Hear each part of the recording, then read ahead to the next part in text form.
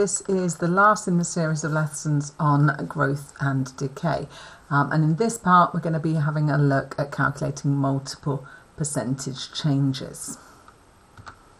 So again, let's just check our prior knowledge, then make sure we have everything we need before we start. So being able to find our percentages of amounts, being able to change between percentages and decimals by dividing by 100, either doing that in your head or using a calculator.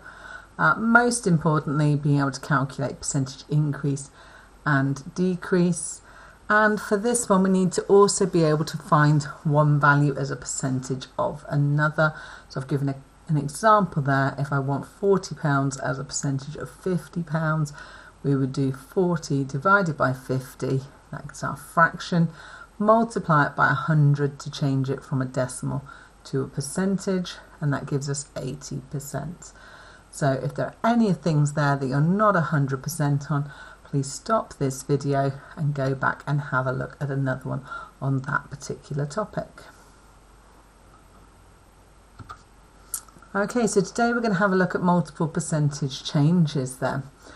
So this is when something either increases or decreases and then does that again. And it can do it once or twice, or 3, 4, 5 or more times. Okay, so we've got a jacket that's been reduced by 20% in a sale. 2 weeks later, the shop reduces the price again by a further 10%. What's the total percentage discount? Now, if you're shouting 30%, it is not 30%. This is quite a common misconception. You'll often have shop assistants telling you that, yeah, 20% and we've reduced it again, and now you're getting 30% off, but it's not true. So let's have a look at why that is not true. So when we do a percentage change followed by another percentage change, we can't just add those percentages together to get the total change. Our second percentage change is found from a new amount, not the original amount the item cost. So if I want to reduce the jacket by 20%, remember 100% of the jacket's cost minus 20% means I would need to find 80% of its value, or our multiplier 0.8. If we wanted to then reduce it by 10%, a 10% decrease would be 90%, or our multiplier of 0.9. So however much our value was, it's going to reduce by 0.8 and then by 0.9. So the original price multiplied by 0.8 then multiplied by 0.9 is the same as the original price. 0.8 times 0.9 is 0.72, so multiplied by 0.72. So 0.72 is 72%, so we're only paying 72% of the value of the item. 72% of the value means we have saved 28% and not 30%. So a 20% discount followed by a 10% discount is actually a 28% discount, not a 30% discount. Now, sometimes we're asked to do that by just having the percentages, so we didn't know in this case how much the jacket cost. If we had known how much the jacket cost, we could work out its actual value as well. So we could find two things. We could find the percentage discount and the actual value. So let's have a look at that. So let's suppose this jacket was £100 originally then. So 20% discount, so 0.8 times 100 means after the 20% is taken off, it would have cost us £80. So 2 weeks later, they've reduced that by 10%. So they've reduced the £80 by 10%, not the original amount. So 0.9 times the £80 means it's cost us £72. So £100 minus 72 means we've saved £28. If we want that as a percentage, then £72 out of £100 is 72%. So again, 100 minus 72% leaves us with 28% discount. So that's where we need to be able to do our percentages, one value as a percentage of another, if we want to work it out that way. So as well as reducing things then, we can also increase as well. So Jenna has invested in some shares, and after 1 week they go up by 10%, and the following week they go down by 10%. And we're asked to say whether Jenna has made a loss, a gain, or if she's back to her original investment.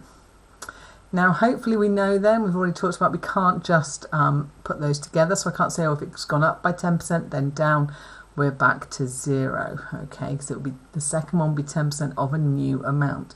So we've got to work each one out. Now again, we don't know how much she's got in her original investment, and we don't necessarily need to know, but we know that however much she had was increased by 10%.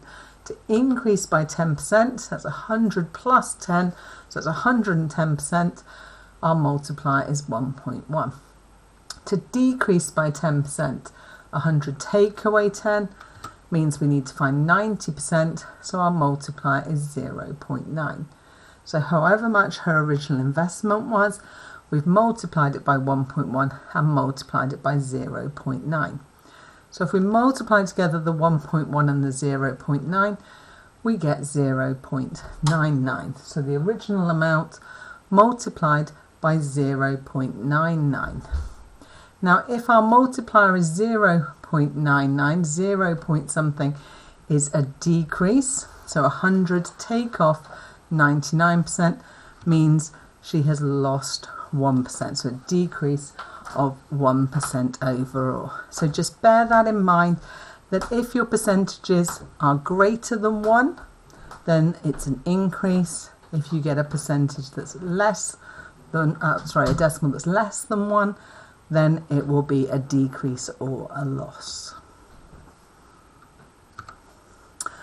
All right then, so have a go with these questions. Pause the video now, read through them carefully, and make sure you do both calculations.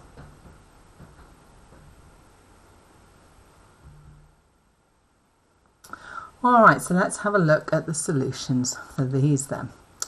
So our first one, we've got a jacket that's cost £30, it's been decreased by 10% and then decreased by 15. So we've got £30, a decrease of 10% followed by a decrease of, okay, sorry about that, there's a slight typing error there.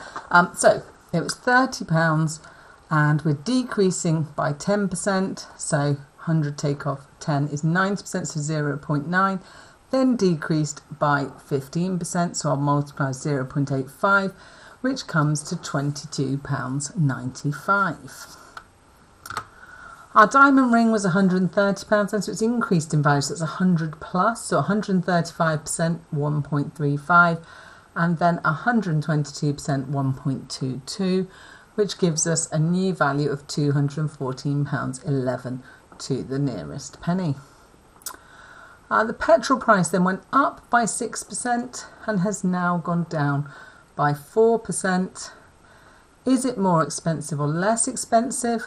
And what percentage has it changed? So again, we don't know the actual value, but we don't need to.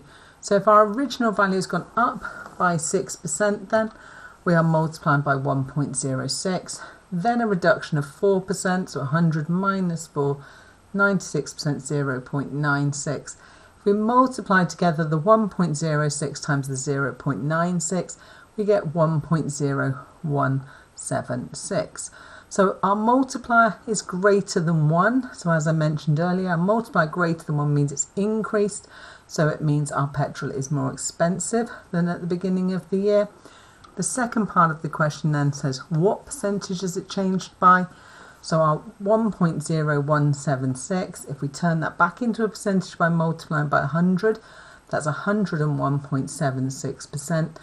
We take off our 100% of the original value and we're left with an increase of 1.76%.